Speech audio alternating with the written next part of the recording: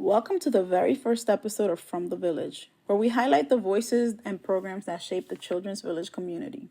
The Children's Village is dedicated to supporting the well-being of children, teens, and families by strengthening connections, creating opportunities, and building brighter futures.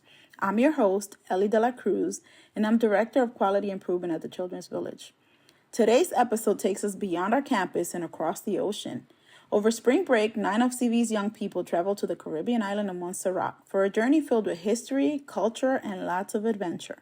Joining us today are CV's Chief Program Officer, David Collins, along with 2 CV youth travelers. We have Antaeus and Jonathan.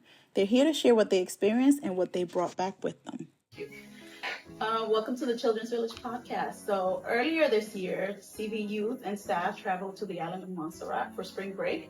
They had a lot of adventures and they're here to tell us all about it today. So I'm gonna ask them to introduce themselves before we get started and talk about their trip. So why don't you go ahead? My name is Jonathan Ortiz. I was one of the youth on the Montserrat trip. Hi, I'm Antaeus Shannon. I was one of the youth on the trip. And I'm Dave Collins. I'm the Chief Program Officer, and I was one of the chaperones on the trip. Wonderful. Welcome, guys. So before we get started, we're going to play a little game. We're going to have a little icebreaker, okay? You guys down to play that with me? Of course. I'm going to explain it to you. So we have a list of foods that you guys possibly tried while you were on your trip. And you guys have the task of, as a group, ranking it from 1 to 5, right? So you're going to rank it. 1 is the best one that you enjoyed. And we're going to say why you think that should be 1. And we're going to do 1 through 5, okay? And then the second part, after you tell me why, we're going to decide which foods, if you could have a choice, you would say, man, they need to sell that in New York because they were banging. Okay? All right. So what do we think is number 1? I'm going to repeat them again, okay? We have the sorrel drink, the goat water, the curry goat, the ginger beer, and the gazada. What do we want to be number 1?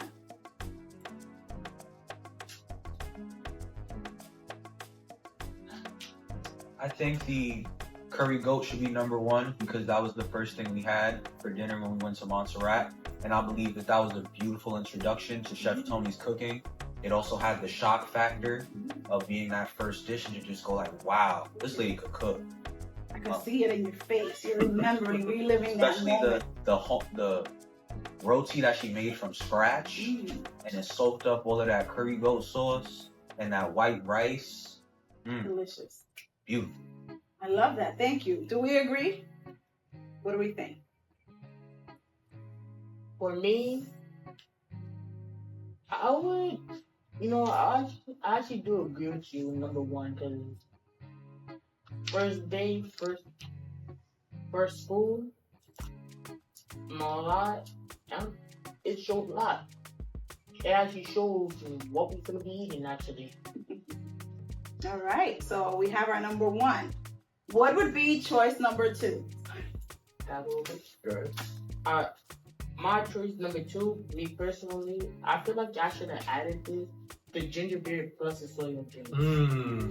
Because you combine it together. Them by themselves is good, but them mixed together, it's like a sweet and a spicy at the same time. Ooh, I never thought of that. You have to try that. Yeah, the ginger beer with the lemonade was also good. What do you say, Joe?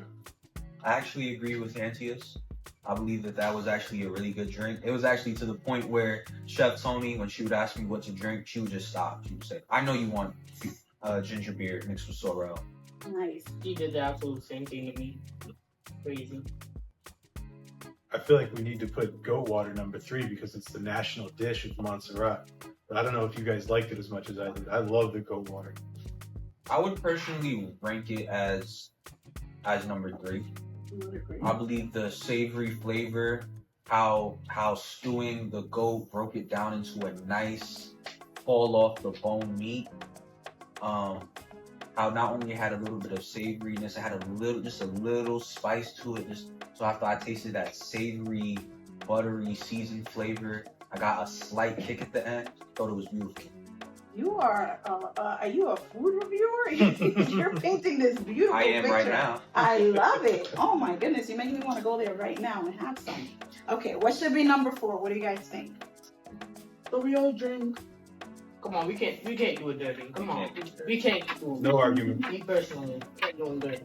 All right, beautiful. So then, by default, we have the gazada. Anybody want to say anything about this dish? We know it's number 5. It doesn't mean it wasn't delicious, but the gazada was good, but also that's the one that the kids had to cook themselves. So the execution may have been not quite as good as Tony's. I didn't think I ate mine. You didn't eat it? I don't think I ate mine. I most likely did. I probably don't remember. I'm not that good memory, but me personally, I don't think I ate it. all right. Well, here you did you make it though? Did you participate in the process? All right, so you have some experience with it. So here we have it. Here is the rank. We have the curry goat, the ginger beer, the goat water, the sorrel drink, and then the gazada. These are our top 5. Is there anything that you guys be like, oh man, that was so succulent, that was so delicious, we have to bring it back to New York?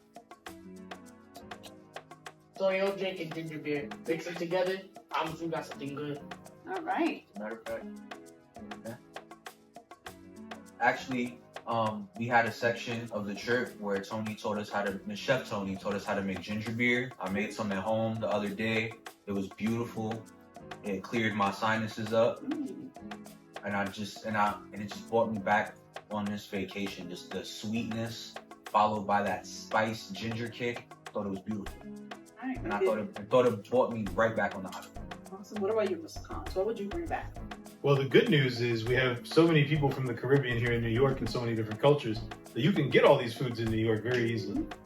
The other thing that we had there that I have to shout out is Chef Tony made fufu for us, which was one of the last things we ate there, and that was amazing. So if I could bring one thing back, it would be Chef Tony's fufu. All right, or Chef Tony. Maybe we can bring it back. There we go. That's a fact. But me personally, this is for me personally. I ain't saying it for everyone. Me personally, I didn't actually like it. I don't know what it was. I may have thought it was something else, but me personally, I didn't really like it. But you tried it.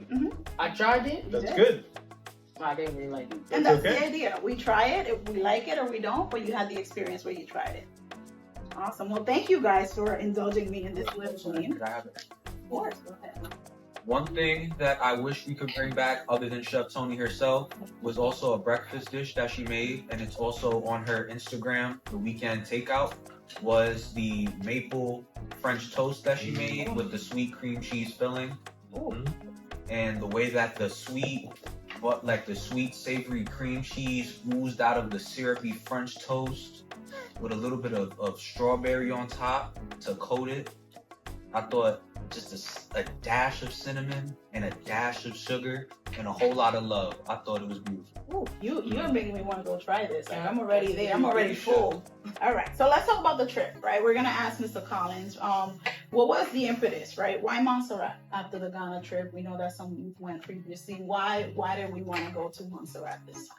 Right. Yeah. So for anybody that doesn't know, we were fortunate enough to take a group of young people to Ghana, West Africa, in the summer of 2023. And during that trip, we wanted to learn about, the history of Africa in relation to the United States, the slave trade, the diaspora, and really, reconnect our young people with some of their own history. And after that trip, and everybody, it was a really impactful experience for everybody, very transformative. We were like, what are we going to do next? What are we going to do next? And the Caribbean seemed like a very natural progression because, a lot of people from the diaspora ended up in the Caribbean. There's a lot of people at Children's Village, employees and young people and families that have Caribbean heritage in different islands. And so it just seemed like a really good opportunity, and it's close and easy to do. We selected Montserrat specifically for a couple of reasons. One is that we had a connection to Simon's Rock College that operates a research field station on the island of Montserrat that is set up to welcome students. So that made for a really good lodging option. And then also, as these guys learned while we were there, Montserrat has a very unique history because it has the only currently active volcano in the Caribbean. And a lot of people were displaced from Montserrat starting in the mid-90s by the volcanic eruption in Montserrat. And so that has had a very unique effect on the culture and the economy and the ecology of the island. And so those are all things that we hope to learn about. Okay, so a lot of impact for our young people, a lot to learn and experience. So what was it like to plan this trip and to coordinate to lead this experience for our young people? Well, first of all, I have to shout out Carleen Collin, who is always our partner on these big outings that we've done. She's planned 3 of them. So I actually was just trying to step into her shoes. But I had a lot of hopes for the kids as we were planning the trip. There were things that I thought they might connect to their own lives or their own experiences.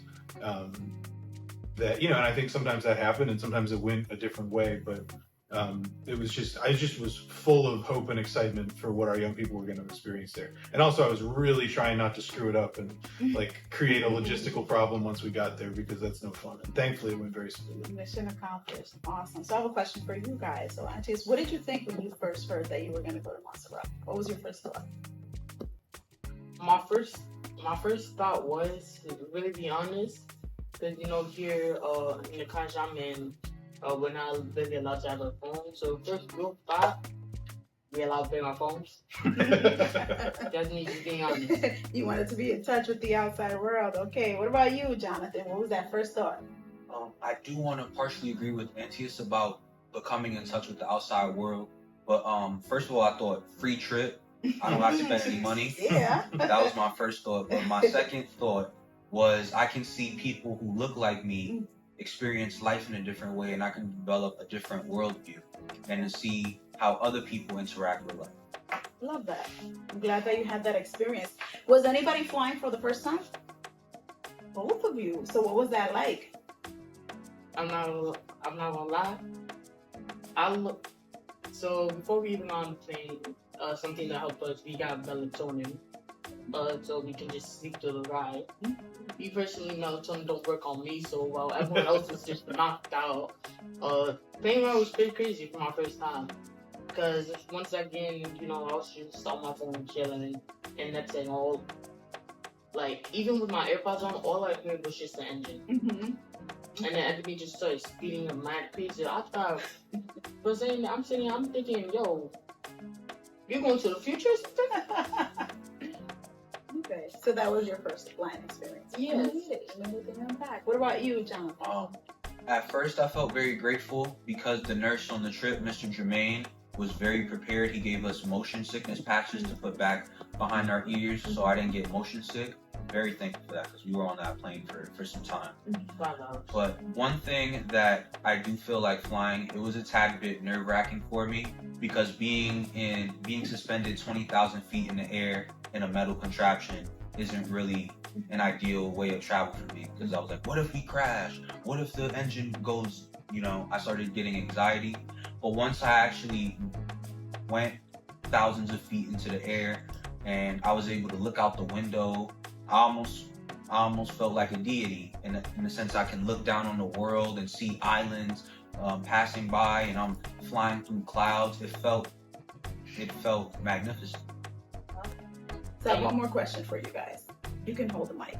Was there anything that surprised you when you landed, like about the island, how it looked, the weather? Did anything surprise you? We walked out. I had a whole coat on because at first, we were leaving at 3 a.m. It was raining.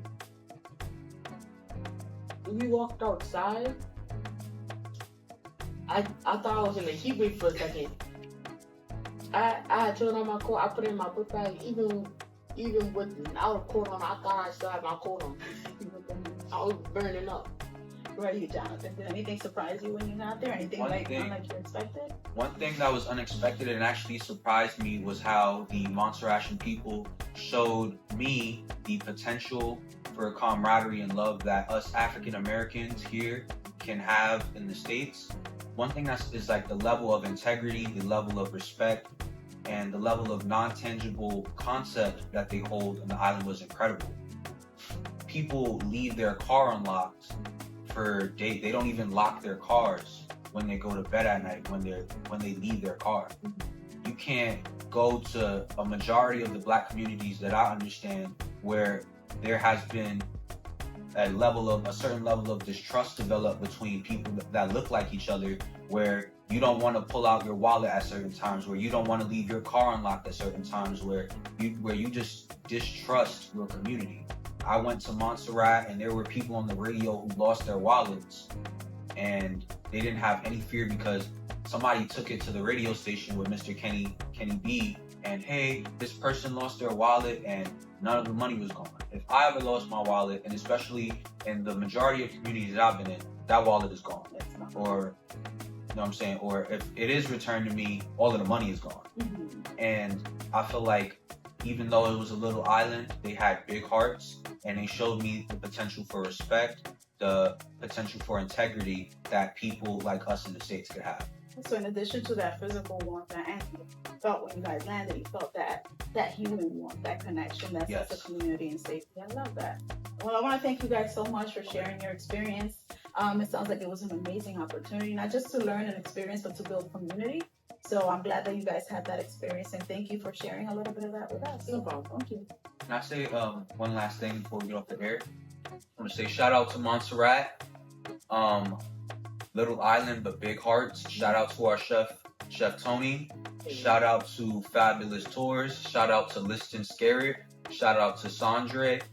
Shout out to all of the Montserratians who welcomed us to the island, and the specific people who made sure our stay at Simons Field Station was beautiful and was just